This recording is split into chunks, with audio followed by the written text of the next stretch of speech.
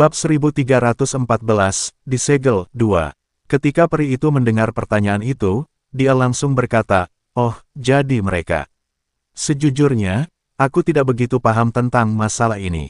Aku hanya mendengar bahwa rumah dagang Monsin melanggar aturan pembatasan Raja Peri sebelumnya tentang pertukaran permata dengan manusia dan berdagang secara pribadi dengan manusia. Akibatnya, rumah dagang itu ditutup. Shen Yanxiao tercengang. Orang lain mungkin tidak tahu asal-usul permata di Monsin Trading House, tetapi dia sangat jelas tentang hal itu. Dia telah mengirim permata ke toko sebagai peri, jadi bagaimana itu menjadi transaksi pribadi antara toko dan manusia? Lalu apakah kamu tahu di mana para elf berada di Monsin Trading House? Shen Yanxiao tidak menyangka hukumannya akan sesederhana menutup toko. Pelanggan ini, Anda juga harus tahu bahwa alasan mengapa suku Monsin diturunkan pangkatnya adalah karena hubungan dekat mereka dengan manusia. Saat ini, mereka tidak menyesal dan bahkan secara pribadi memperdagangkan permata dengan manusia. Menurut aturan, penguasa kota menangkap banyak elf dari suku Monsin, jadi mereka harus dipenjara di ruang bawah tanah rumah penguasa kota. Elf itu dengan jujur memberitahu Shen Yanxiao semua yang diketahuinya. Shen Yanxiao tidak dapat menahan ekspresinya yang serius. Dia sangat yakin bahwa dialah yang memberi mereka semua permata di Monsin Trading House. Sekarang Monsin Trading House menanggung kejahatan seperti itu, dia takut tidak bisa lepas dari tanggung jawab. Terima kasih. Shen Yanxiao mengucapkan terima kasih kepada peri itu dan segera pergi. Peri itu menggaruk kepalanya dan bergumam pelan, "Benar, pahlawan datang dari usia muda." Dia masuk ke Silvermoon Guard di usia yang sangat muda. Shen Yanxiao meninggalkan rumah dagang dan segera menghubungi Vermilion Bird. Vermilion Bird sudah dalam perjalanan menuju kota Jade. Ketika Shen Yanxiao berpikir bahwa para elf dari suku Monsin mungkin telah terlibat dengannya dan dijebloskan ke dalam penjara bawah tanah, hatinya terasa sangat berat. Dia tidak punya waktu untuk menunggu Vermilion Bird saat dia menuju ke rumah penguasa kota. Shen Yanxiao tidak langsung mencari penguasa kota, tetapi menyelinap ke ruang bawah tanah. Dia harus mencari tahu apa yang terjadi sebelum dia bisa menyelesaikannya. Penjara bawah tanah itu tidak segelap dan lembab seperti yang dibayangkan Shen Yanxiao. Penjara bawah tanah itu sebenarnya adalah halaman yang relatif luas di mana sinar matahari masih bisa menembus jeruji besi. Kondisi di penjara bawah tanah itu juga dianggap rapi dan bersih. Karena sifat para elf, jumlah penjahatnya sangat sedikit. Kalaupun ada, itu bukan penjahat yang kejam. Pembunuhan dan pembakaran tidak pernah terjadi di benua Dewa Bulan. Baik di masa lalu maupun masa sekarang ketika polusi telah menyebar, meskipun para elf telah terpengaruh secara mental, mereka masih memiliki dasar moral. Di ruang bawah tanah rumah bangsawan kota, hanya ada 2 elf yang berjaga di pintu masuk. Tidak ada penjaga di dalam. Shen Yanxiao dengan mudah menyelinap masuk dan melihat ruang bawah tanah yang besar itu. Beberapa kandang pertama kosong. Sebelum dia bisa meraih kembali tangannya, dia mendengar suara yang tidak jelas. "Jangan terlihat begitu menyedihkan. Akomodasi di sini tidak terlalu buruk. Tenang saja, itu tidak mengubah apapun meskipun kamu sedang depresi.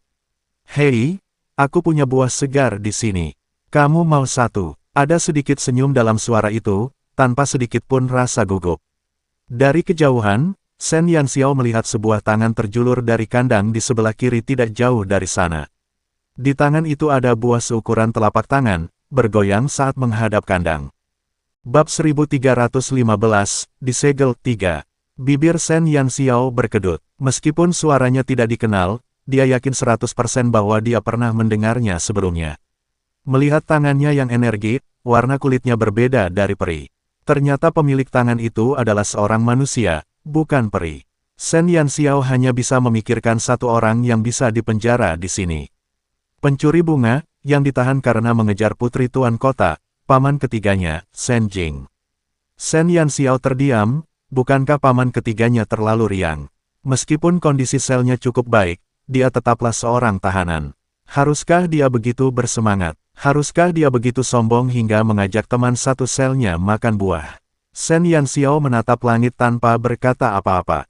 Dia bisa mengerti mengapa Shen Feng secara tidak sadar mengabaikan putranya ini. Sejujurnya, dia tidak tahan melihatnya. Jumlah interaksi Shen Yanxiao dengan Shen Jing dapat dihitung dengan satu tangan. Shen Yanxiao hampir tidak pernah berbicara dengannya. Beberapa kali mereka bertemu, Shen Feng akan mendesak mereka untuk melakukannya. Dapat dikatakan bahwa Shen Jing merupakan anggota keluarga Shen Yanxiao yang paling tidak dikenalnya. Shen Yanxiao menahan kegeramannya dan berjalan mendekat tanpa suara. Shen Jing, yang berdiri di dalam kurungan dan mengulurkan tangannya kepada temannya, tidak menyadari bahwa keponakannya telah datang ke sisinya. Dia masih tersenyum saat mengantarkan buah-buahan kepada teman satu selnya. Shen Jing sudah berusia awal 40-an, tetapi karena ketampanan alami keluarga burung vermilion dan ditambah dengan fakta bahwa ia makan, minum, dan bersenang-senang, ia tampak tidak berbeda dari tuan muda berusia 20-an. Ngomong-ngomong soal itu, penampilan Shen Jing bisa dikatakan yang terbaik di antara generasi kedua keluarga burung vermilion, kecuali Shen Yu. Ketika Shen Jing tidak sedang bertingkah aneh, dia terlihat lembut dan anggun. Gerakannya elegan, dan senyumnya membuatnya terlihat anggun dan lembut. Akan tetapi, saat dia berbicara, dia hanya seorang playboy. Meskipun Shen Jing berada di dalam sel, jubah brokat putihnya tidak ternoda debu. Rambut panjangnya yang hitam legam diikat rapi dan liontin giok di pinggangnya bergoyang mengikuti gerakannya. Sekilas, dia tampak seperti tuan muda yang tampan dan anggun. Namun, tuan muda ini tengah mengungkapkan persahabatannya dengan 7 atau 8 peri di kandang seberang. Tuan muda Shen, kami menghargai kebaikan Anda. Namun, buah ini, sebaiknya Anda memakannya sendiri. Peri di seberangnya menatap Shen Jing, yang terlalu antusias, dengan malu. Aku masih punya banyak yang tersisa. Aku tidak bisa memakan kalian semua sendirian. Itu akan menghabiskan banyak energimu jika kalian punya banyak mulut. Jangan terlalu sopan. Secara hukum, kita adalah mertua. Shen Jing sama sekali tidak keberatan dengan penolakan peri itu. Para elf yang dipenjara di depan Shen Jing berasal dari suku Monsin. Shen Yanxiao mengenali 2 peri muda yang ditemuinya di Monsin Trading House. Pada saat itu juga ekspresi mereka sangatlah muram saat mereka berdiri di dekat tembok dengan kepala tertunduk. Tidak perlu, para elf dari suku Monsin merasa malu. Mereka sama sekali tidak berminat untuk makan. Mereka mengenali Shen Jing. Nona Wenya dari suku mereka menikah dengan adik laki-laki Shen Jing, Shen Yu. Sebelumnya, suku Monsin pernah berhubungan dengan Shen Jing dan mereka tidak merasa jijik terhadapnya. Namun, mereka tidak berminat untuk mengobrol dengan Shen Jing. Bab 1316, disegel 4. Baiklah, aku tidak akan memaksamu. Shen Jing tampaknya menyadari bahwa pihak lain sedang dalam suasana hati yang buruk dan dengan bijaksana tidak memaksa. Oh benar, kau menyebutkan bahwa orang yang bertukar permata denganmu adalah seorang elf. Lalu mengapa penguasa kota mengurungmu? Bukankah lebih baik jika kau menjelaskannya langsung kepadanya? Para elf dari suku Monsin telah menyebutkan alasan mereka datang. Dapat dikatakan bahwa Shen Jing adalah pelaku utama di balik pemenjaraan suku Monsin. Jika bukan karena Shen Jing tidak punya hal lain untuk dilakukan selain menggoda putri penguasa kota, Raja Peri tidak akan melarang perdagangan batu permata dengan manusia. Kalau begitu, dari manapun batu permata suku Monsin berasal, mereka tidak akan harus menderita seperti ini. Namun, Shen Jing tetap saja sangat penasaran. Dia sangat memahami sifat para elf di suku Monsin. Mereka dapat dikatakan sebagai sekelompok elf yang jujur dan bermartabat. Meskipun mereka telah diturunkan jabatannya karena suatu alasan, mereka tidak menunjukkan ketidakpuasan terhadap anggota keluarganya. Shen Jing tidak akan pernah percaya bahwa mereka berani menentang perintah Raja Peri dan berdagang permata dengan manusia. Namun, mereka jelas-jelas membuat kesepakatan dengan para peri, jadi mengapa mereka tidak menjelaskannya?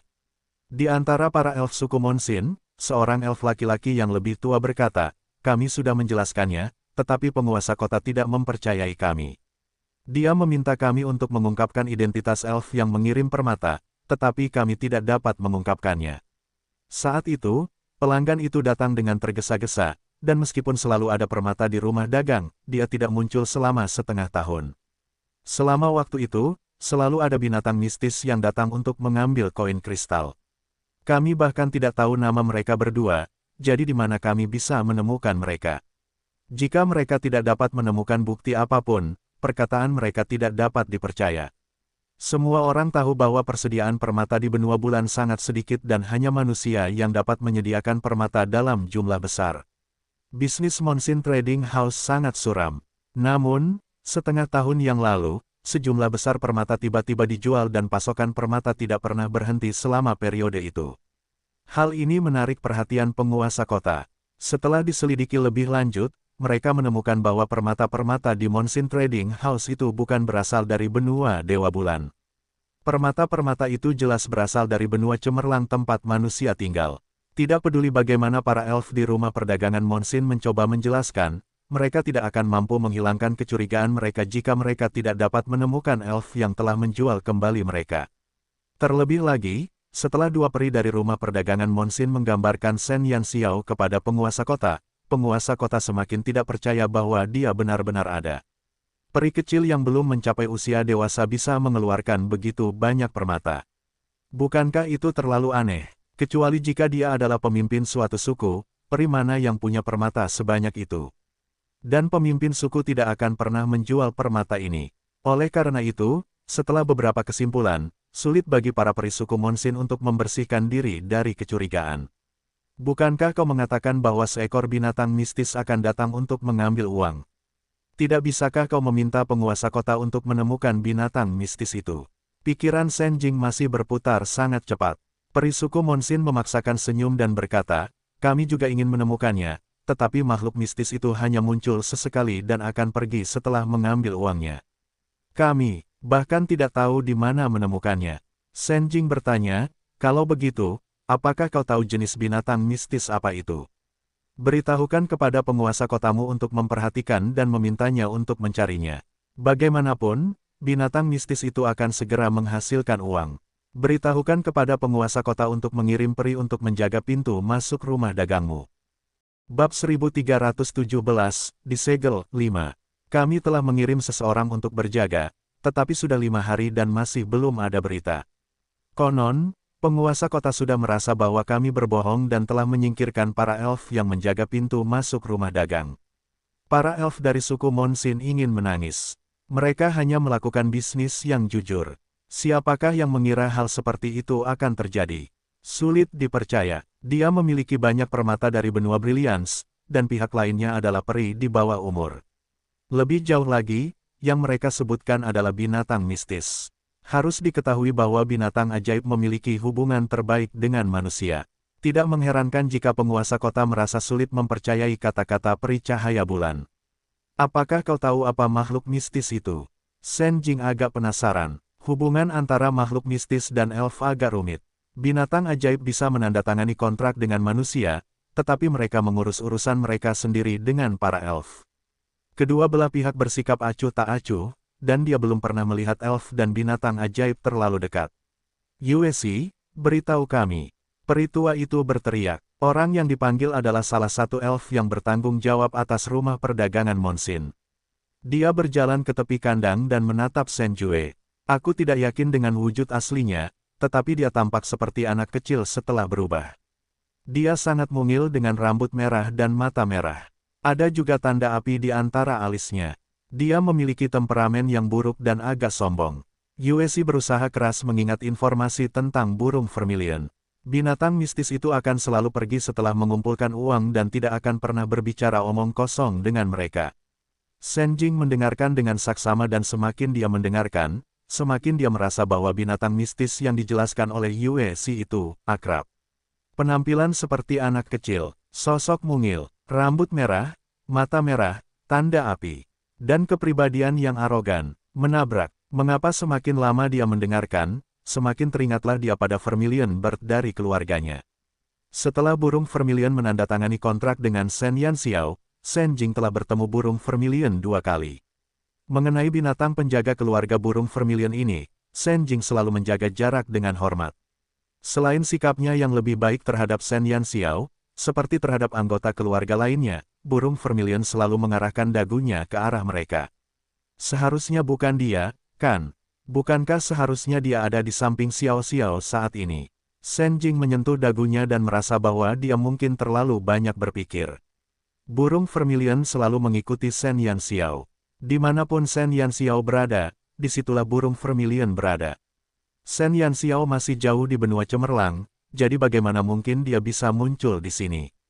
Terlebih lagi, keponakannya jelas-jelas memiliki penampilan seperti manusia. Bagaimana mungkin dia adalah peri kecil itu? Dia pasti terlalu banyak berpikir. Para elf dari suku Monsin menatap Shen Jing dengan ekspresi bingung. Shen Yanxiao, yang bersembunyi dalam kegelapan, akhirnya mengerti keseluruhan cerita. Dia telah melakukan beberapa kesalahan. Dia tidak menyangka bahwa kemunculan tiba-tiba sejumlah besar permata akan membawa masalah bagi suku Monsin. Akan tetapi, karena dia tahu alasannya, akan lebih mudah bagi Shen Yanxiao untuk menyelesaikannya. Dengan rencana di benaknya, Shen Yanxiao tidak bermaksud menunjukkan wajahnya dan meninggalkan ruang bawah tanah itu tanpa suara. Setelah dia meninggalkan ruang bawah tanah, Shen Yanxiao menerima tautan spiritual Vermilion Bird. "Di mana kamu?" "Aku sudah sampai di Jade City," kata Vermilion Bird. Shen Yanxiao tersenyum dan menjawab, "Pergi ke pintu masuk Monsin Trading House dulu. Aku akan segera ke sana." "Tentu." Shen Yanxiao memutuskan sambungan dan senyum licik muncul di wajah halusnya. Sekarang, giliran dia dan burung Vermilion untuk memutuskan bagaimana memerankan adegan ini. Bab 1318, Kalian Semua Pencuri, 1. Penguasa kota Jade, Duan Yuan, saat ini sedang duduk di aula konferensi sambil mendengarkan analisis bawahannya tentang situasi para elf suku Monsin. Elf wanita yang lembut dan cantik yang duduk di sampingnya adalah putri Duan Yuan, Duan Sue. Masih ada ruang untuk diskusi tentang suku Monsin. Karena mereka bersikeras bahwa ada peri yang berdagang dengan mereka, menurutku lebih baik melanjutkan penyelidikan, kata seorang peri muda. "Apa yang perlu diselidiki? Kami telah menjaga pintu masuk rumah dagang Monsin selama berhari-hari, tetapi kami tidak mendapatkan apa-apa. Kami bahkan tidak melihat binatang mistis yang mereka sebutkan. Selain itu, saya rasa binatang mistis tidak akan membantu para elf. Kemungkinan besar mereka akan membantu manusia." Elf yang lebih tua itu jelas tidak memiliki kesan yang baik terhadap para elf suku Monsin. Duan Yuan merasa sakit kepala saat mendengarkan. Suku Monsin dulunya adalah salah satu suku dengan peringkat tertinggi, dan mereka memiliki reputasi yang cukup tinggi di benua Dewa Bulan. Baru setelah insiden dengan saintes reputasi mereka rusak parah. Kemudian, mereka diturunkan pangkatnya dan ditangani karena beberapa alasan khusus. Namun, faktanya, Duan Yuan telah berinteraksi dengan para elf suku Monsin beberapa kali, dan dia merasa bahwa mereka berpikiran sederhana. Sulit untuk mengaitkan mereka dengan kata pengkhianat. Bukankah mereka mengatakan bahwa binatang mistis itu hanya akan datang sesekali? Sudah berapa lama kita menunggu? Tidak pantas untuk menghukum mereka begitu saja. Peri muda itu tidak setuju dengan seniornya. Peri yang lebih tua berkata, "Mengapa kau tidak memberitahuku peri mana yang kau kenal yang berhubungan baik dengan binatang ajaib? Belum lagi itu adalah binatang mistis dengan kecerdasan yang sangat tinggi. Selain itu, para peri dari suku Monsin memiliki hubungan dekat dengan manusia, dan bukankah ras campuran di suku mereka adalah bukti terbaik? Kedua hal ini tidak bisa dicampur adukkan," kata peri muda itu dengan marah. Duan Yuan menghela napas. Tepat saat dia hendak mengatakan sesuatu, para elf yang berjaga di luar bergegas masuk dengan panik. "Melapor ke penguasa kota, ada binatang mistis yang ingin bertemu denganmu." Penjaga itu buru-buru melaporkan berita itu. Padahal, berita itu sudah disaring olehnya. Harus diketahui bahwa kata-kata asli binatang mitos itu tidak begitu sopan. "Permintaan apa?" Dia langsung menyuruh Duan Yuan pergi dan menemuinya. Mungkinkah itu binatang mistis yang disebutkan oleh suku Monsin? Para elf di ruang konferensi itu bingung. Duan Yuan segera berdiri dan keluar dari rumah besar itu. Sebelum dia melangkah keluar dari gerbang, gelombang panas menyerang wajahnya dan kobaran api membakar seluruh rumah besar itu sebelum menghilang dalam sekejap bersama gelombang panas yang melonjak. Merasa khawatir, Duan Yuan mempercepat langkahnya. Di luar rumah penguasa kota Jade City, dua sosok mungil berdiri tegak. Seorang anak laki-laki kecil yang lucu dengan rambut merah dan api merah di wajahnya berdiri dengan tangan di pinggangnya. Dia membuka mulutnya dan menyemburkan api ke gerbang rumah besar itu. Peri kecil yang berdiri di samping bocah lelaki kecil yang lucu itu memiliki ekspresi tenang di wajahnya. Dia tidak merasa bahwa apa yang telah mereka lakukan itu menggemparkan. Saat Duan Yuan melangkah keluar pintu, dia melihat bocah kecil yang lucu itu bersiap untuk memuntahkan lautan api lagi. Keringat dingin menetes dari dahinya saat dia buru-buru berkata, "Saya adalah penguasa kota Jade, Duan Yuan. Saya heran mengapa binatang mistis ini mencoba membakar tanah milik penguasa kota." Diiringi teriakan kaget Duan Yuan, bocah lelaki itu mengangkat alisnya dan menelan kembali api yang telah dimuntahkan. Ia kemudian dengan angkuh menatap Duan Yuan yang basah oleh keringat dingin dan berkata dengan tidak sopan. Kau tidak tahu, kau telah mengambil perhiasan putri kecilku dan bahkan memotong uangnya. Aku bersikap sangat sopan untuk tidak membakarmu menjadi abu. Bab 1319, Kalian semua pencuri, 2. Apa? Duan Yuan terkejut. Bocah kecil yang sombong itu memang Vermilion Bird, dan Shen Yanxiao berdiri di sisinya. Vermilion Bird dengan arogan mengangkat dagunya dan menatap Duan Yuan. Duan Yuan menilai Vermilion Bird dan segera mengaitkannya dengan deskripsi para elf suku Monsin. Ini, apakah binatang mitologi itu benar-benar ada? Mungkin ada kesalahpahaman di antara kita. Duan Yuan menatap Vermilion Bird dengan butiran keringat. Hubungan antara elf dan binatang ajaib sangat rumit. Mereka selalu mengurus urusan mereka sendiri. Elf tidak peduli apakah binatang ajaib memasuki atau meninggalkan gerbang kota, dan binatang ajaib tidak suka berhubungan dengan elf. Bagi binatang ajaib, kepribadian elf yang dingin dan acuh tak acuh membuat mereka tidak menarik. Selain itu, benua Dewa Bulan selalu damai dan ini membuat unsur-unsur suka berperang dalam tubuh mereka tidak berguna. Kesalahpahaman apa? Izinkan saya bertanya, apakah Anda menyegel rumah perdagangan Monsin sebelumnya? Burung Vermilion bertanya dengan tidak sopan. Duan Yuan berkata, ya, tapi... Burung Vermilion tidak memberi Duan Yuan kesempatan untuk menjelaskan saat dia menyerangnya. Benar sekali, kamu juga telah menyita sejumlah besar permata dan koin kristal. Itu semua milikku. Kalian sekelompok pencuri. Duan Yuan ingin menangis. Dia tahu bahwa binatang mistis memiliki sifat pemarah, tetapi bukankah orang di depannya terlalu tidak masuk akal? Dia bahkan tidak memberi mereka kesempatan untuk menjelaskan dan langsung mencap mereka sebagai pencuri. Biar aku jelaskan, Duan Yuan berusaha keras. Hentikan omong kosongmu. Kembalikan permata dan koin kristalku. Vermilion Bird bahkan tidak tahu bagaimana cara menulis kata, masuk akal. Duan Yuan terdiam. Melihat postur Vermilion Bird yang gagah berani dan bersemangat, dia tidak ragu bahwa jika dia membuat marah binatang mistis ini, rumahnya akan berubah menjadi lautan api di detik berikutnya. Jangan terlalu gelisah. Dengarkan penjelasan penguasa kota. Shen Yanxiao, yang diam di samping, melangkah maju untuk menengahi ketika ekspresi Duan Yuan berubah sehitam dasar panci. Ini. Duan Yuan menatap peri kecil di samping Vermilion Bird.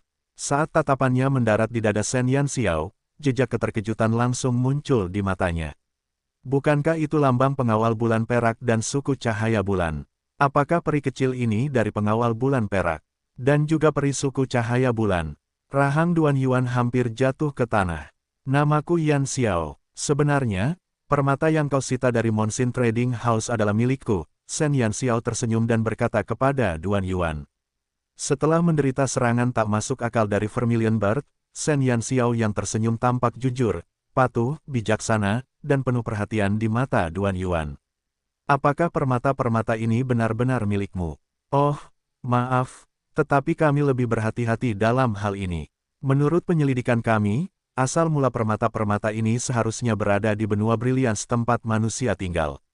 Benua Dewa Bulan telah menutup perdagangan permata yang berasal dari benua Brilliance. Kemunculan tiba-tiba sekumpulan permata ini di suku Monsin telah menarik perhatian kami. Duan Yuan menghela napas lega. Shen Yanxiao tampaknya mengenal burung Vermilion. Setidaknya dia punya seseorang untuk diajak bicara sekarang. Omong kosong, apa hubungannya denganku sampai kau memblokir perdagangan permata? Semua permata ini kukumpulkan saat aku berada di benua cemerlang. Sekarang, aku memberikannya kepada anak kecilku sebagai hadiah, tapi lihatlah dirimu, kau benar-benar menggelapkan semuanya tanpa membedakan yang benar dari yang salah. Kalian benar-benar pencuri, bandit, orang-orang bejat yang tidak tahu malu. Vermilion Bird melotot ke arah Duan Yuan dengan ekspresi marah dan tanpa ampun mengucapkan beberapa kata yang baru saja diajarkan Shen Yanxiao kepadanya. Bab 1320, Kalian semua pencuri, 3. Duan Yuan telah dituding ke hidung dan dikutuk keras oleh burung Vermilion. Dia benar-benar menderita dalam diam. Bagaimana dia bisa tahu bahwa benar-benar ada binatang mistis yang memiliki hubungan baik dengan peri? Dia telah memberinya banyak permata sekaligus. Tidak ada yang mencurigakan dari kata-kata Vermilion Bird. Binatang ajaib adalah makhluk yang dapat bepergian dengan bebas melintasi berbagai benua dan hukum para elf tidak mengaturnya. Selain itu, tidak ada klausul yang melarang mereka memberikan hadiah kepada para elf. Binatang-binatang ajaib selalu suka tinggal di benua Brilliance. Binatang ajaib tingkat mistis seperti Vermilion Bird memiliki status tinggi di benua Brilliance, jadi tidak menjadi masalah baginya untuk membangun gunung emas dan perak. Saat ini, ia telah menghadiahkan permata-permata yang diperolehnya dari benua Brilliance kepada seorang elf. Meskipun kedengarannya palsu, itu tidak melanggar hukum elf apapun. Baiklah, Duan Yuan menatap Vermilion Bird tanpa daya. Bagaimana mungkin dia tidak tahu kapan binatang mistis memiliki hubungan yang baik dengan para elf? Shen Yanxiao tampaknya telah membaca pikiran Duan Yuan. Dengan senyum manis, dia menatap Duan Yuan dan berkata, "Tuan Kota, jangan gugup. Dia hanya sedikit tidak sabar. Saya adalah seorang yatim piatu dan cukup beruntung untuk diadopsi olehnya. Belum lama ini, ketika saya meninggalkan hutan dan memasuki kota, permata-permata itu adalah hadiah yang diberikannya kepada saya. Saat itu, saya tidak membawa uang dan hanya dapat menggunakan permata-permata ini untuk ditukar dengan koin kristal. Saya yakin pasti ada kesalahpahaman di antara kita." Suara Shen Yanxiao sangat tenang. Itu sangat kontras dengan teriakan burung Vermilion. Lagi pula, penjelasannya masuk akal dan tidak ada kesalahan sedikitpun. Shen Yanxiao telah merencanakan segalanya sebelumnya. Sekalipun Duan Yuan mencurigai identitasnya, dia tidak khawatir. Sebelum dia memasuki kota Fragrant Night, dia tidak muncul di kota manapun dan secara kebetulan mengonfirmasi fakta bahwa dia telah diadopsi oleh Vermilion Bird. Terlebih lagi, ketika Mo Yu membawanya pergi dari kota malam harum, Mo Yu, Mo Feng dan yang lainnya dapat bersaksi untuknya. Lebih jauh lagi, dia tidak memiliki suku lain, dan para elf dari kamp pelatihan tingkat lanjut sangat menyadari hal itu. Bahkan para elf dari suku Cahaya Bulan dapat bersaksi untuknya. Bahkan jika Duan Yuan menggali sedalam 3 kaki, dia tidak akan dapat menemukan titik yang mencurigakan. Begitu ya, sepertinya ada kesalahpahaman. Kenapa kalian berdua tidak beristirahat di kediaman sementara aku memberikan beberapa instruksi dan melihat bagaimana masalah ini diselesaikan? Duan Yuan tentu saja tidak mudah dibodohi. Meskipun dia percaya sebagian besar apa yang dikatakan Shen Yanxiao, dia masih ragu-ragu. Oleh karena itu, ia harus mengirim seseorang untuk menyelidiki. Shen Yanxiao tahu bahwa Duan Yuan ingin menenangkan mereka sehingga dia bisa menyelidiki identitasnya. Namun, dia tidak khawatir sama sekali jika dia menyelidikinya. Vermilion Bird ingin mendengus, tetapi dia menerima sinyal Shen Yanxiao dan segera menelan kata-kata yang telah disiapkannya. "Lupakan saja, demi putri kecilku, aku akan memberimu kesempatan untuk menjelaskannya untuk saat ini." Vermilion Bird berbicara dengan arogan, tetapi dia merasa senang di dalam hatinya. Hahaha, akhirnya, dia bisa dengan berani memanggilnya gadis kecil. Siapakah yang menyuruh gadis ini mengganggunya setiap hari? Sekaranglah saatnya baginya untuk kembali. Kalau begitu, silakan saja, kata Duan Yuan sambil tersenyum. Vermilion Bird mendengus dan melambai ke arah pohon. Dua sosok mungil dan menggemaskan melompat turun dari dahan pohon dan memantul ke sisi Vermilion Bird. Dengan lambaian tangannya, Vermilion Bird melemparkan Little Phoenix dan Mini Dragon ke tanah. Demi terlihat mengintimidasi, dia tidak mengenakan kedua maskot tersebut. Bab 1321, Kalian Semua Pencuri 4. Duan Yuan membawa burung Vermilion, Shen Yanxiao, burung Phoenix kecil, dan naga mini ke dalam rumah besar dengan sopan. Ketika para peri di rumah besar melihat sekelompok makhluk yang menggemaskan itu, ekspresi mereka tampak aneh. Duan Yuan mengatur agar mereka beristirahat di ruang tunggu dan bahkan memerintahkan bawahannya untuk menyiapkan teh dan buah-buahan. Bukan karena Duan Yuan terlalu ramah, tetapi ekspresi burung Vermilion selalu tidak stabil. Dia benar-benar takut binatang buas yang berapi-api ini akan membakar rumahnya. Xiao Sui, temani beberapa tamu ini untuk sementara waktu. Ada beberapa hal yang perlu aku urus. Duan Yuan dengan tegas menyeret putrinya keluar untuk menemani mereka. Bahkan jika binatang mistis ini memiliki temperamen yang buruk, tidak baik untuk mengutuk peri wanita yang lemah. Baik, ayah. Duan Sui mengangguk patuh. Duan Yuan segera pergi. Dia harus mencari tahu latar belakang Shen Yanxiao dalam waktu sesingkat mungkin. Di ruang tunggu, Duan Sui duduk di kursi dan memandangi keempat anak anjing kecil yang menggemaskan. Ketika Duan Sue mengamati mereka, Shen Yanxiao juga mengamatinya secara diam-diam. Apakah ini peri yang sedang diajak bicara oleh paman ketiganya? Shen Yanxiao diam-diam menatap Duan Sue. Agar adil, penampilan Duan Sue hanya bisa dianggap di atas rata-rata di antara para elf, tetapi auranya jauh lebih unggul.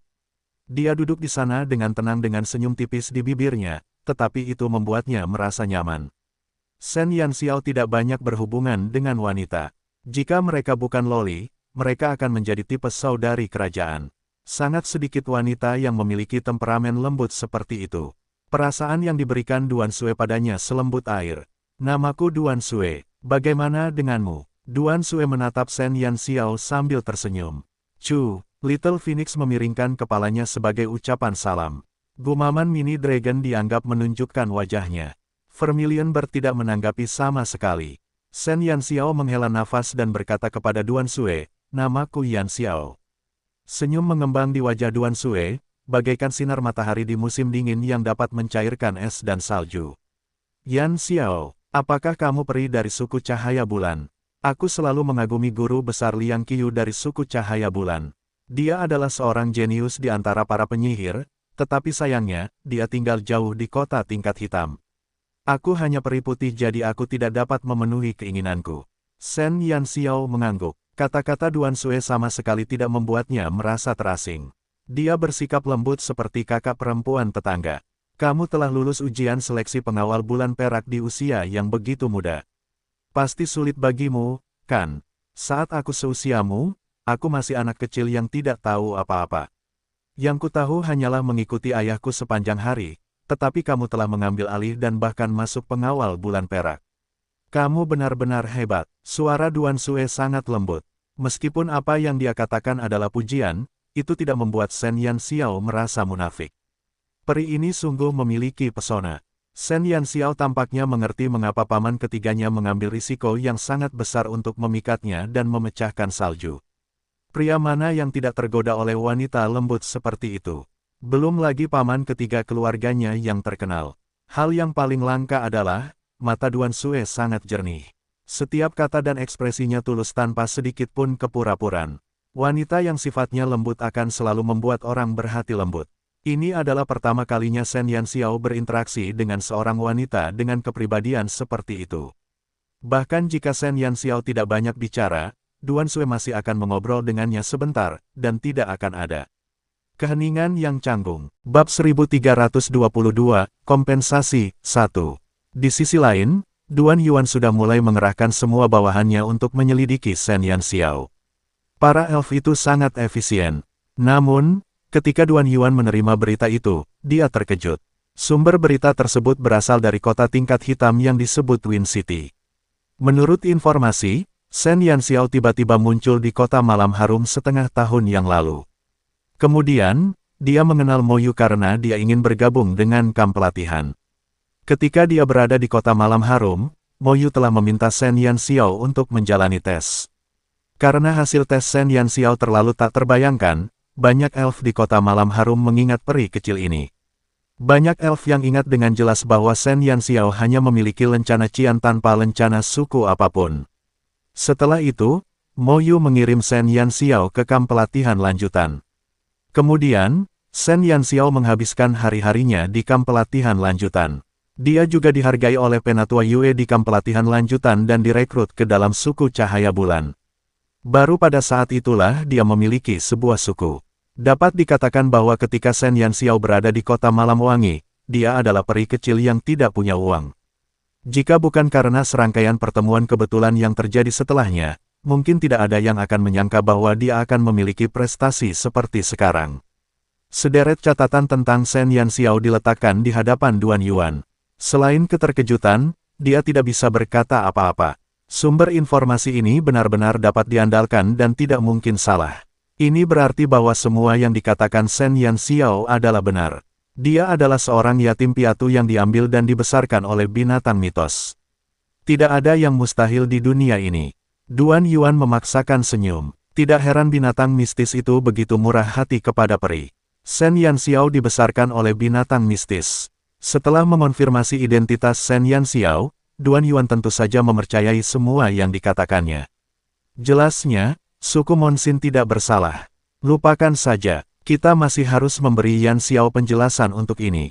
Duan Yuan menghela napas dan bangkit untuk berjalan menuju ruang tunggu. Dia telah membuat kesalahan dalam penilaiannya, jadi dia harus memberi Shen Yan Xiao dan suku Monsin penjelasan. Duan Yuan dengan hati-hati memerintahkan anak buahnya untuk meletakkan batu permata dan koin kristal milik Shen Yan Xiao di gudang sebelum dia pergi ke ruang tunggu. Sebelum mereka memasuki ruang tunggu, Duan Yuan mendengar percakapan antara Duan Sue dan Shen Yan Xiao. Senyuman muncul di wajahnya yang awalnya tegang. Sejujurnya, Shen Yan Xiao patut dipuji karena bisa sampai sejauh ini. Dia juga senang putrinya berteman dengan peri yang berbakat. Yan Xiao, masalah ini sudah jelas dan itu adalah kesalahan kami. Aku sudah menugaskan mereka untuk mengambil barang-barangmu. Aku minta maaf. Duan Yuan merasa wajahnya memanas ketika dia memikirkan bagaimana seorang penguasa kota seperti dia telah merampas harta milik seorang anak kecil. Tentu saja, dia tidak akan mengambil sepeser pun. Semua permata dan koin kristal yang disita disimpan di gudang. Jika suku Monsin terbukti bersalah, barang-barang ini akan diserahkan kepada Raja Peri untuk diproses. Vermilion Bird mendengus saat melihat Duan Yuan. Shen Yan Xiao tersenyum dan berkata, tidak apa-apa. Kesalahpahaman ini sudah terselesaikan. Tuan Kota Duan Yuan, terima kasih. Kamu terlalu baik. Ini semua salahku. Semakin sopan Shen Yan Xiao, semakin malu Duan Yuan. Alhasil, Duan Yuan tidak menyadari bahwa di balik senyum polos Shen Yan Xiao, matanya memancarkan kilatan jahat. Bab 1323, Kompensasi 2. Karena masalah ini sudah diselidiki, bisakah para elf dari suku Monsin dibebaskan? Aku masih harus bertanya kepada mereka tentang penjualan permata-permata itu. Aku bermaksud menukarkan sisa permata itu dengan koin kristal di rumah dagang mereka, kata Shen Yan Xiao dengan emosi yang meluap. Tentu saja, jika kau tidak keberatan, silakan ikuti aku ke ruang bawah tanah dan aku akan membebaskan mereka secara pribadi. Duan Yuan juga merasa bersalah kepada para elf suku Monsin. Shen Yan Xiao tersenyum dan mengangguk. Duan Sue berdiri saat itu dan berkata dengan lembut, Ayah, karena ayah sedang sibuk, maka aku tidak akan mengganggumu. Aku akan kembali ke kamarku terlebih dahulu. Baiklah, kau boleh pergi. Duan Yuan mengangguk. Dia tidak ingin Duan Sue masuk ke penjara karena masih ada seorang cabul yang menginginkan kecantikan putrinya di sana. Setelah Duan Sue pergi, Duan Yuan membawa Shen Yan Xiao, Vermilion Bird dan yang lainnya ke ruang bawah tanah. Kali ini, Shen Yan Xiao mengikuti Duan Yuan dan memasuki ruang bawah tanah secara terbuka. Namun, saat dia masuk, dia langsung mendengar suara Shen Jing. Ah, sungguh menyesakkan dikurung di sini sepanjang hari. Apakah masih ada hak asasi manusia yang tersisa? Bisakah kau mengatakan sesuatu jika kau ingin membunuhku atau menyiksaku? Berikan aku jawaban yang pasti. Shen Jing, yang telah dipenjara di sini selama beberapa bulan, hampir mati karena sesak napas. Meskipun kondisi penjara bawah tanahnya cukup bagus, itu membosankan.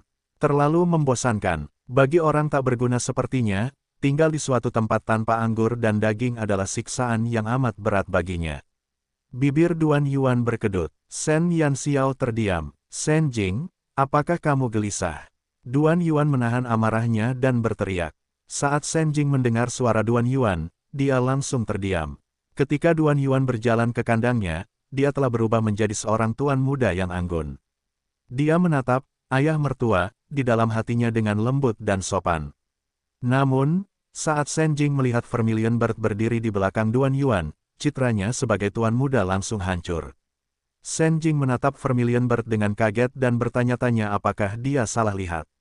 Bukankah itu binatang penjaga mereka? Mengapa tiba-tiba datang ke benua Dewa Bulan?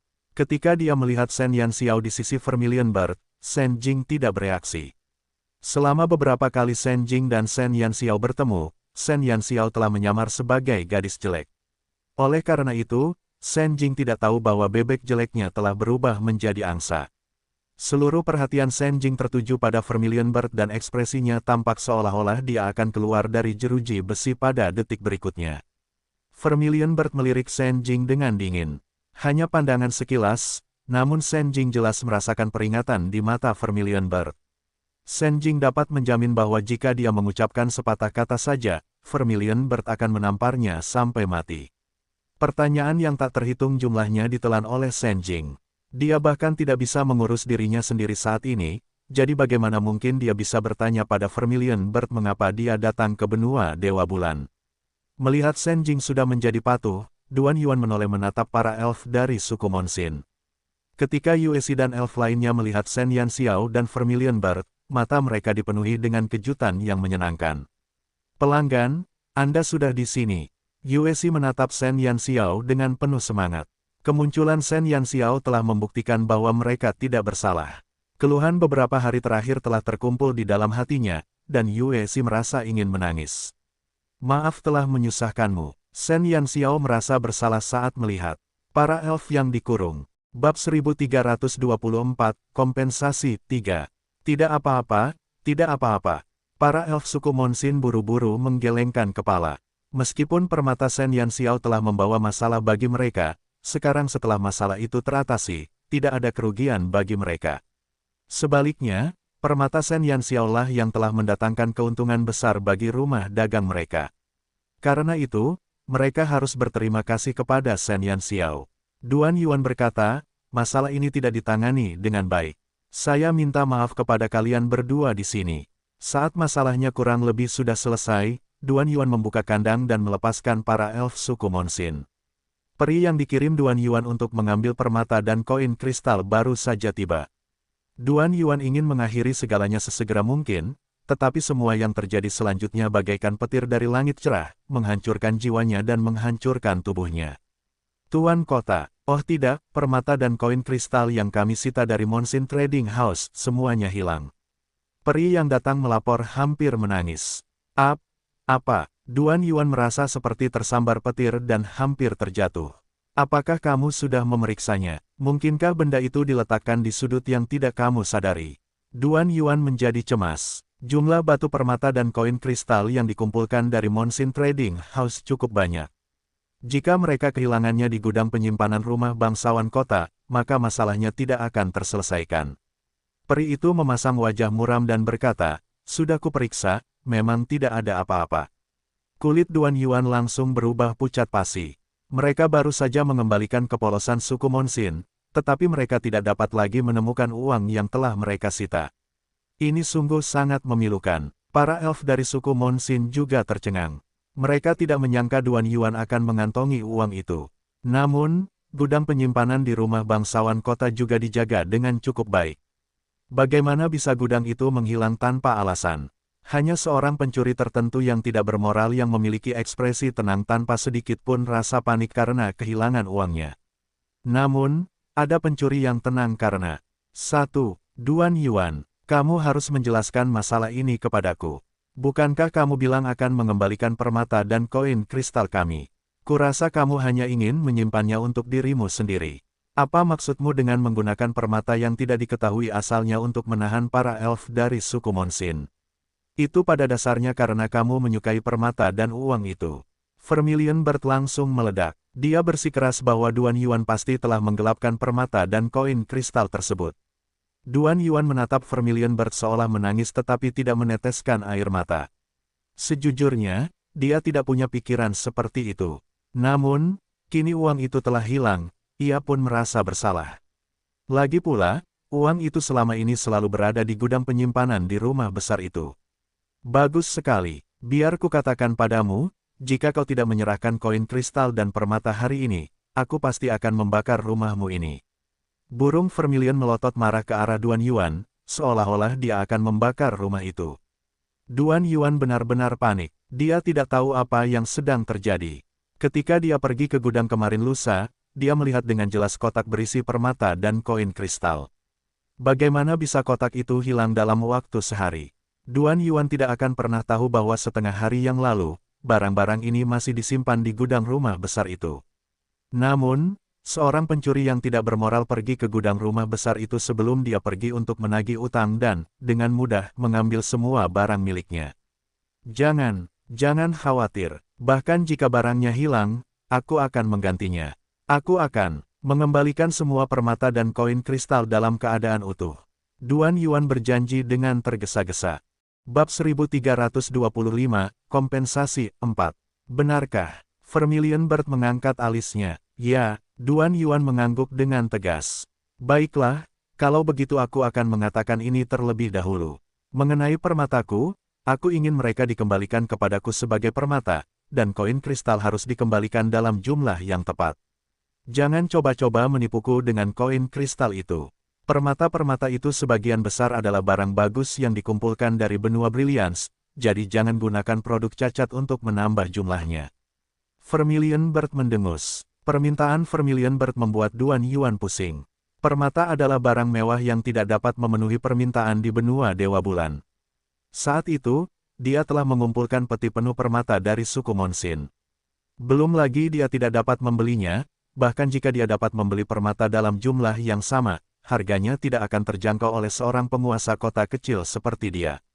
Seorang penguasa kota para elf tidak sekaya penguasa kota manusia. Mereka hanya memiliki satu porsi pendapatan lebih banyak dibandingkan para elf biasa, dan sisanya sama saja.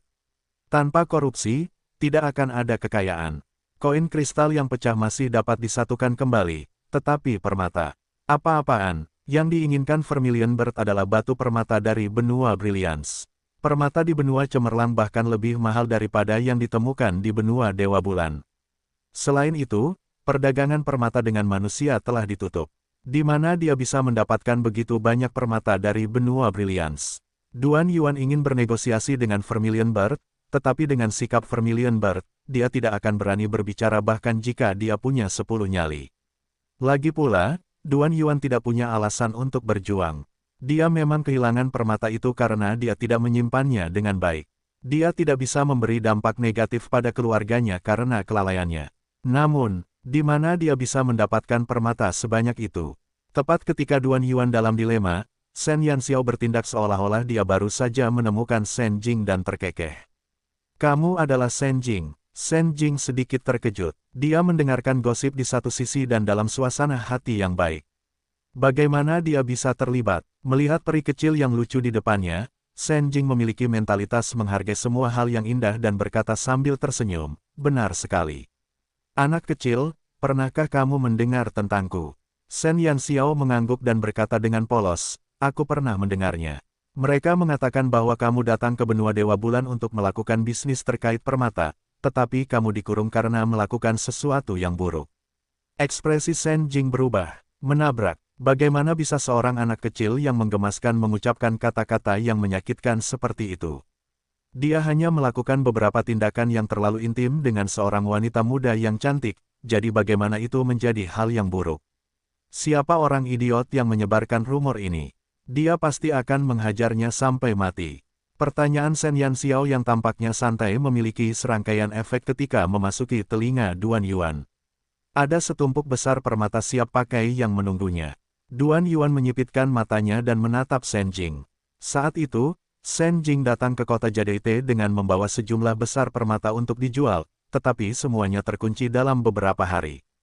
Tumpukan permata yang dibawa Shen Jing masih berada di gudang penyimpanan rumah besar itu. Itu permata dari benua Brilliance. Tatapan Duan Yuan menyebabkan Shen Jing gemetar. Mengapa dia merasa tatapan calon ayah mertuanya begitu menakutkan? Duan Yuan menarik napas dalam-dalam dan berkata kepada burung Vermilion dan Shen Yanxiao. Aku akan mengurus masalah ini. Kalian dan para elf dari suku Monsin harus beristirahat dulu. Setelah itu, aku akan mengurus masalah ini dengan sempurna dan memenuhi harapan kalian. Shen Yanxiao tersenyum dan memberi isyarat kepada Vermilion Bird untuk berhenti saat dia berada di depan. Tak lama kemudian, dia kembali ke rumah besar bersama para elf dari suku Monsin untuk makan dan minum sambil menunggu kabar. Bab 1326, Kompensasi, 5. Shen Jing, kita harus bicara. Duan Yuan menatap Shen Jing dan berkata. Terharu dengan bantuan yang tak terduga itu, Shen Jing menatap Duan Yuan. Bukankah calon ayah mertua ini tidak menyukainya? Mengapa dia tiba-tiba ingin berbicara dengannya? Shen Jing anehnya merasa ngeri. 2 jam kemudian, Shen Jing keluar dari ruang bawah tanah dengan semangat tinggi sementara ekspresi Duan Yuan sangat jelek. Duan Yuan telah memberikan Shen Yanxiao banyak permata dan koin kristal sebagai kompensasi. Koin kristal berasal dari sakunya sendiri, sedangkan perhiasan. Melihat Shen Jing yang mendapatkan kembali kebebasannya di samping, dia secara alami mengetahui sumbernya. Sen Yanxiao menghitung jumlah permata dengan asal-asalan sebelum menyimpannya di cincin interspatialnya. Namun, dia segera menatap burung vermilion, dan saat melihatnya, dia melompat keluar untuk menyatakan persyaratannya lagi. Lupakan saja masalah ini untuk sementara waktu. Namun, Anda harus mengeluarkan pengumuman dan memberitahu semua peri di kota Jade bahwa suku Monsin tidak bersalah. Kita masih harus menjual permata-permata ini di Monsin Trading House. Jika insiden ini memengaruhi bisnis Monsin Trading House, maka kita tidak akan bisa berbisnis di sini. Duan Yuan mengangguk dengan cepat. Bagaimana mungkin dia punya kekuatan untuk melawan ketika dia sudah kehilangan semua uangnya? Dia hanya berpikir untuk mengakhiri masalah ini secepat mungkin sehingga dia bisa memeluk dompetnya yang kempes dan menangis sebentar. Duan Yuan berjanji akan mengeluarkan pemberitahuan keesokan paginya untuk membersihkan nama suku Monsin. Baru pada saat itulah Sen Yanxiao menarik pasukannya dan meninggalkan rumah besar itu bersama para elf suku Monsin dan Sen Jing. Terima kasih. Seorang elf tua dari suku Monsin menatap Sen Yanxiao dengan penuh rasa terima kasih. Syarat terakhir yang diajukan burung vermilion terlalu berharga bagi mereka. Suku Monsin menanggung terlalu banyak aib dan saat ini, mereka berusaha sekuat tenaga untuk menghapus penghinaan mereka. Jika mereka menanggung kejahatan lain, itu hanya akan memperburuk keadaan. Sama-sama, ini semua karena masalah yang telah kutimbulkan, jadi wajar saja jika masalah ini harus diselesaikan. Sen Yanxiao mengangguk sambil tersenyum. Semua yang terjadi hari ini adalah bagian dari rencananya. Keributan Vermilion Bird, bujukannya, membersihkan reputasi suku Monsin, permata dan koin kristal yang hilang, dan untuk menyelamatkan Sen Jing, pamannya yang tidak jujur ini. Sen Yanxiao sudah merencanakan segalanya dalam benaknya. Hasilnya hanyalah hasil dari perencanaannya. Tidak pernah dalam mimpinya yang terliar sekalipun Duan Yuan menduga bahwa ia akan ditipu habis-habisan oleh gadis kecil ini. Bukan saja dia tidak tahu tentang rencana Sen Yanxiao, tetapi dia bahkan memiliki penilaian tinggi terhadapnya karena temperamennya yang baik. Orang-orang yang bodoh sungguh beruntung. Saya ingin tahu apakah kalian berdua bersedia datang ke suku kami dan duduk bersama. Kami juga ingin mengucapkan terima kasih. Seorang peri suku Monsin mengusulkan. Sen Yanxiao tidak menolak. Dia tetap ingin pergi ke sana. Sen Yanxiao dan Vermilion Bird menerima undangan suku Monsin. Adapun Sen Jing, sebuah eksistensi yang diabaikan oleh semua elf, dia keluar dalam diam dan berkata sambil tersenyum, "Kalau begitu, bisakah kau juga memasukkanku? Aku kehilangan sebagian besar barang-barangku saat aku ditahan. Tolong tampung aku selama sehari." Hari-hari saat akhirnya mendapatkan kembali kebebasannya sungguh luar biasa, tetapi dia telah menggadaikan semua permata itu kepada Duan Yuan, jadi sekarang dia bahkan tidak memiliki satu koin kristal pun. Dia hampir mati. Kelaparan. Para elf suku Monsin menatap Sen Jing dengan ekspresi rumit. Namun, setelah ragu sejenak, mereka tetap menyetujui permintaan Sen Jing. Bab 1327, Suku Monsin 1. Rumah besar suku Monsin terletak di sisi timur kota Jade. Meskipun mereka telah diturunkan pangkatnya, fondasi suku Monsin masih ada di sana. Dari kota tingkat hitam menjadi kota tingkat putih, kekuatan suku Monsin tidak akan berkurang sedikit pun karena itu. Sen Yanxiao dan kru mengikuti para elf suku Monsin sepanjang perjalanan pulang. Dalam perjalanan pulang, Yue Si dan yang lainnya sangat berterima kasih kepada Sen Yanxiao, sambil juga mengobrol menyenangkan dengannya.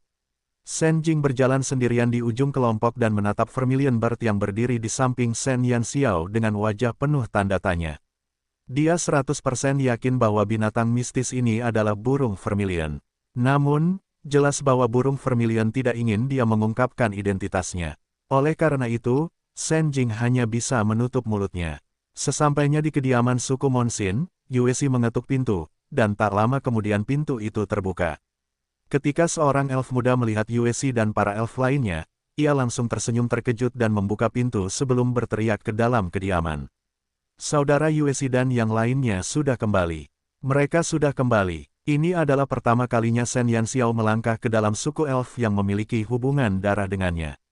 Saat dia melihat banyak elf yang keluar dari perkebunan, mereka semua memiliki kegembiraan yang tak terlukiskan di wajah mereka saat mereka mengelilingi kelompok mereka. Saudara Yue Si, Paman An Feng, kalian akhirnya kembali. Pemimpin itu sedang sekarat karena kecemasan. Paman An Feng, kakak An Ran sudah kembali. Dia lulus ujian seleksi pengawal bulan perak. Sekelompok elf mengelilingi Yuesi dan yang lainnya dan memulai diskusi yang hidup. Ketika Shen Yanxiao mendengar pokok bahasan seputar An Ran, dia pun memperhatikannya. Peri yang dipanggil Paman An Feng itu adalah yang tertua di antara para peri yang dipenjara. Ketika An Feng mendengar berita itu, wajahnya langsung menunjukkan keterkejutan yang menyenangkan. Benar-benar, ya, mereka semua ada di aula. Kemarilah. Para elf yang antusias menarik Yuesi dan An Feng ke aula sementara Shen Yanxiao dan yang lainnya mengikuti di belakang. Beberapa elf dari suku Monsin menatap Little Phoenix dan Mini Dragon di kepala Vermilion Bird dengan rasa ingin tahu. Terlepas dari rasnya, makhluk-makhluk yang menggemaskan selalu menjadi favorit wanita dan anak-anak. Di aula utama suku Monsin, An Ran gelisah sambil terus-menerus mengintip keluar.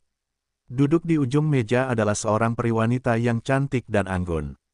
Tatapannya setenang air, dan wajahnya yang anggun memancarkan kesejukan yang mengagumkan.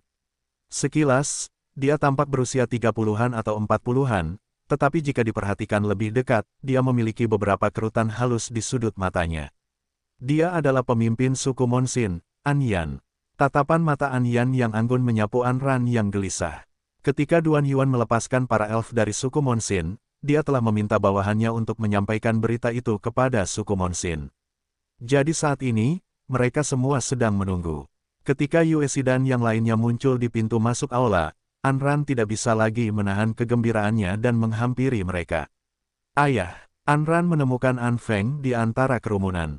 Kamu kembali. An Feng menatap An Ran, yang telah jauh dari rumah selama lebih dari setengah tahun, dan merasakan perasaan campur aduk. Ya, An Ran mengangguk. Ketika dia kembali, para elf dari suku Monsin telah ditangkap. Ayahnya, An Feng, bertanggung jawab atas keuangan suku Monsin, jadi dia juga terlibat dan dipenjara. Dia ingin pergi ke rumah penguasa kota beberapa kali, tetapi selalu dihentikan oleh pemimpinnya, An Yan. Selama beberapa hari terakhir, An Ran bagaikan seekor semut dalam panci minyak, yang terus-menerus mengganggu tidurnya di malam hari. Bab 1328, Suku Monsin 2. An Ran tersenyum. Melihat ayahnya telah kembali dengan selamat, dia akhirnya bisa tenang. Setelah mereka memasuki aula, para elf di sekitar mereka segera bubar. Tak seorang pun dari mereka bisa bersikap tak terkendali di depan pemimpin mereka. Pemimpin, kami kembali. An Feng berlutut dengan satu kaki bersama Yuesi dan yang lainnya dan berkata kepada An Yan dengan hormat. An Yan mengangguk tanpa ekspresi. Bangun. Baru saat itulah An Feng dan yang lainnya berdiri. Apakah kamu sudah menemukan pelanggan itu? Tanya An Yan. An Feng berkata, benar sekali.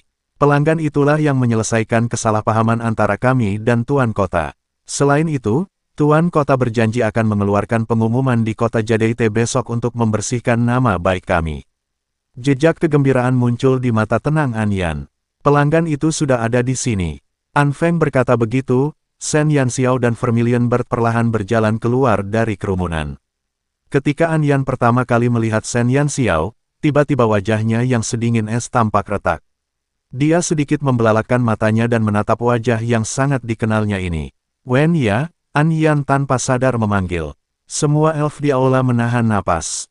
Begitu An Ran melihat Shen Yanxiao, rahangnya ternganga. Bagaimana Yanxiao bisa menjadi pelanggan itu? Yang lebih mengejutkan An Ran adalah gumaman pelan An Yan. Wen ya, putri kandung An Yan, mantan putri kecil suku Monsin, telah terpilih untuk menduduki posisi sebagai orang suci di kota Monsin, dan dia hampir menikah dengan Raja Peri. Dia juga, kakak perempuan An Ran. An Yan dan An Feng adalah sepasang saudara kandung. Ketika An Yan naik ke posisi pemimpin suku Monsin, An Feng melayani di sisinya. Wen ya lebih tua dari An Ran, dan dengan demikian An Ran tumbuh di bawah asuhan Wen ya. Namun, sebelum dia bisa sepenuhnya memahami situasinya, Wen ya telah dipaksa meninggalkan benua Dewa Bulan sebagai ras campuran. Namun, mengapa An Yan memanggil Shen Yanxiao, Wen ya? Kilatan aneh melintas di mata Shen Yanxiao saat dia menatap peri wanita anggun di hadapannya. Kalau saja saat ini ada cermin, dia yakin bayangan dirinya dan An Yan akan agak mirip. An Yan dan Wen ya tampak mirip, tetapi Wen ya lebih lembut sementara An Yan lebih dingin dan sombong. Bagaimanapun, An Yan memikul kehormatan dan tanggung jawab seluruh suku Monsin. Nama saya Yan Xiao. Salam, pemimpin An Yan. Sen Yan Xiao menatap neneknya dengan senyum di matanya. An Yan tersadar dan akhirnya menyadari kesalahannya. Dia kembali tenang dan menatap Sen Yan Xiao dengan keraguan di matanya. Aku harus berterima kasih padamu untuk ini. An Yan mengucapkan terima kasih dengan lembut. Mungkin karena pihak lain terlihat sangat mirip dengan putrinya yang sudah lama tidak dia lihat, nada bicara An Yan tanpa disadari menjadi jauh lebih lembut. Sementara banyak elf mendesah mendengar panggilan An Yan, seseorang yang diabaikan oleh semua elf benar-benar ketakutan dengan ucapan Sen Yan Xiao. Aku adalah Yan Xiao. Sen Jing menatap punggung kecil itu dengan mulut menganga. Sebuah dugaan yang sangat mengerikan muncul di benaknya. Yan Xiao, Sen Yan Xiao, mungkinkah peri kecil ini sebenarnya adalah gadis kecil keluarga mereka? Bab 1329, Suku Monsin 3. Semua ini karena aku, jadinya kamu jadi kacau begini. Sen Yan Xiao tersenyum dan berkata, lagi pula, Anran dan aku berteman, sudah sepantasnya aku yang menyelesaikan masalah ini. An Yan tertegun. Baru kemudian dia menyadari bahwa ada lencana pengawal bulan perak yang mirip dengan lencana Anran di dada Sen Yan Xiao. Melihat usia Sen Yan Xiao, dia yakin bahwa Sen Yan Xiao pasti dipilih bersama dengan Anran. Karena kamu adalah teman Anran, maka kamu adalah teman suku Monsin kami. An Yan tersenyum, dan keanggunan berseri-seri di wajahnya yang sedingin es. Jika Yan Xiao tidak keberatan, silakan tinggal di suku Monsin kami untuk sementara waktu sehingga kami bisa menjadi tuan rumah yang baik. Aku akan melakukan apa yang kau katakan. Sen Yan Xiao tidak menolak. Dia ingin mencari masa lalu ibunya di suku Monsin. An Yan meminta Anran untuk menyiapkan kamar untuk Sen Yan Xiao dan Vermilion Bird sementara dia mendiskusikan beberapa hal dengan para elf lain di suku tersebut. Tepat saat Anran dan Sen Yan Xiao berjalan keluar dari aula, jejak urgensi akhirnya muncul di wajah mereka. Yan Xiao, aku tidak menyangka kalau peri yang dibicarakan Yue Xi dan yang lainnya adalah kamu. Anran menatap Sen Yan Xiao dengan penuh semangat. Ini adalah kejutan besar. Sen Yan Xiao tersenyum dan berkata, kurasa kita ditakdirkan. Aku benar-benar harus berterima kasih padamu. Jika bukan karenamu, aku tidak tahu bagaimana masalah ini akan diselesaikan, kata Anran. Sen Yan Xiao berkata, ini juga kebetulan. Bukankah aku sudah berniat datang ke suku Monsin untuk mencarimu? Secara kebetulan, aku hendak membeli beberapa barang di rumah dagang Monsin sebelum aku mengetahuinya. Anran menunjukkan senyum jujur. Oh benar, aku punya sesuatu untukmu. Sen Yan Xiao teringat akan busur yang diberikan oleh anggota suku Cahaya Bulan kepadanya. Dia sudah meminta izin mereka. Ah, ada apa? Anran terkejut. Sen Yan Xiao segera mengeluarkan busur indah dan menyerahkannya kepada Anran. Ini, busur yang ditempa oleh guru besar Changyan. Anran segera mengidentifikasi asal busur itu dari tanda yang ada di busur itu. Benar sekali, kata Sen Yan Xiao sambil tersenyum. Ini terlalu berharga, aku tidak bisa menerimanya. Kau selalu menjadi orang yang membantuku, jadi bagaimana aku bisa mengambil barang-barangmu? Meskipun Anran menyukai busur ini, dia tidak berani menerimanya. Sudah lama sekali sejak kedua Grandmaster Blacksmith dari suku Moonlight secara pribadi membuat busur. Bahkan jika mereka melakukannya, mereka akan langsung memasoknya ke para elf di kota Monsin. Bahkan jika para elf di kota lain punya uang, mereka tidak bisa membelinya. Sen Yan Xiao telah banyak membantunya di kamp pelatihan tingkat lanjut, dan dia telah menyelesaikan krisis suku Monsin. Dia bahkan belum mengucapkan terima kasih padanya, jadi bagaimana dia bisa menerima hadiahnya. Sen Yan Xiao tersenyum dan meletakkan busur itu ke tangannya. Jangan bersikap sopan padaku, aku tidak memberimu busur ini. Kakek Changyan mendengar bahwa kau merawatku dengan baik di kamp pelatihan tingkat lanjut dan secara khusus memberikannya kepadamu. Jika kau tidak menginginkannya, bukankah kau tidak akan memberinya muka? Selain itu, kakek Changyan dan guru besar Lan Si juga telah memberiku busur. Bahkan jika kau mengembalikannya kepadaku, aku tidak akan membutuhkannya. Sen Yan Xiao dengan sangat jenaka memberikan Changyan bantuan ini. Seperti yang diduga, setelah mendengar perkataan Sen Yan Xiao, wajah Anran memerah dan dia terlihat malu. Kalau begitu bantu aku berterima kasih pada guru besar Changyan.